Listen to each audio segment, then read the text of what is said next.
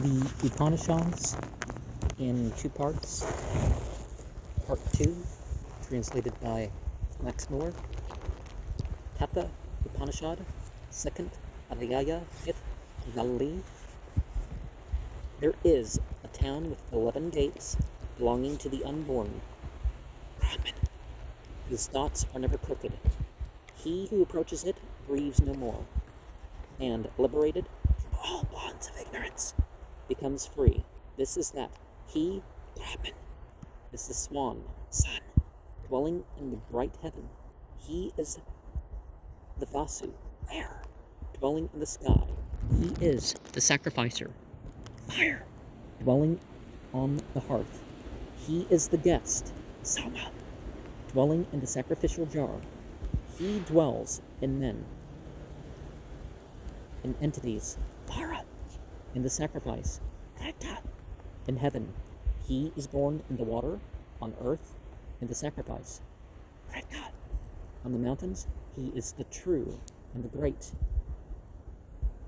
He, Brahman, it is who sends up the breath, Prana, and who throws back the breath, Apana. All the devas, senses, worship him. The adorable are the dwarf, who sits in the center. When that incorporated Brahman, who dwells in the body, is torn away and freed from the body, what remains then? This is that. No mortal lives by the breath that goes up and by the breath that goes down. We live by another, in whom these two repose.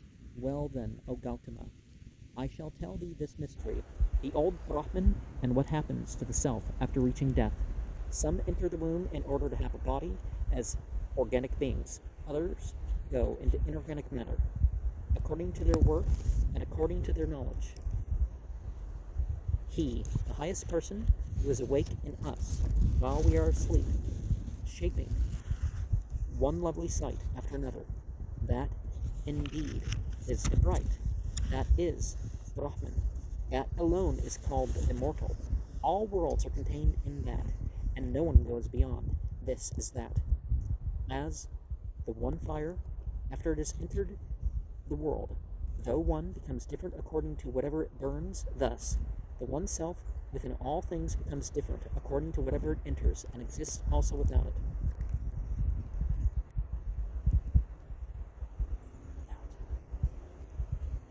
As the one air, after it has entered the world, though one becomes different according to whatever it enters, thus the one self within all things becomes different according to whatever it enters, and exists also without. As the sun, the eye of the whole world, is not contaminated by the external impurities seen by the eyes, thus the one self within all things is never contaminated by the misery of the world, being himself without. There is one ruler, the self, within all things, who makes one form manifold. The wise, who perceives him within their self, to them belongs eternal happiness, not to others. There is one eternal thinker, thinking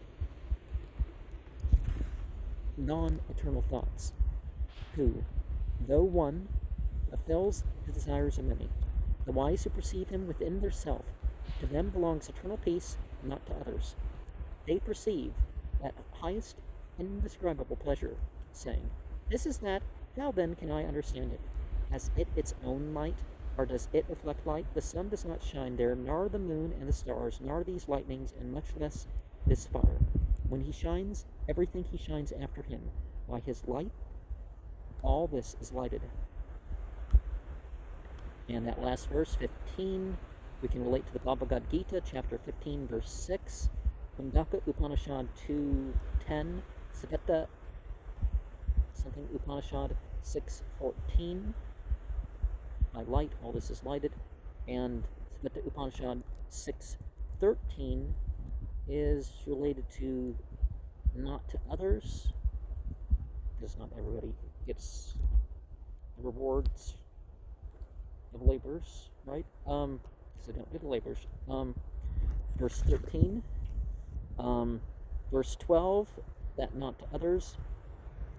Katha Upanishad 6.12 is related to that. And note 4, himself without, for 11, Bhagavad Gita 13.52, the Brihad Aranyaka 2.5 and 19, also without, verse 9, 6.9 and 6.1 is related to this is that, but verse 8, context there, the knowledge of verse 7, Aranyaka 2.13, and 11, remember, dot and keter really are a sphere by themselves, so 5 down the middle and 3 on each side is one way to look at the centers of the body, you could say. Although if you use the definition of the term chakra, we're not looking at 7 or 5 or 8 or 9 or something. We're actually looking at 114 in the human. He, Brahman, verse 2, Rigveda 4.25. But the 7 apertures in the head, the navel, 2 below, and the one at the top of the head, through which the self escapes. The Upanishad 3.18, Bhagavad Gita 5.13. Okay, so, but this is a prior system to the whole Kabbalah thing. So that kind of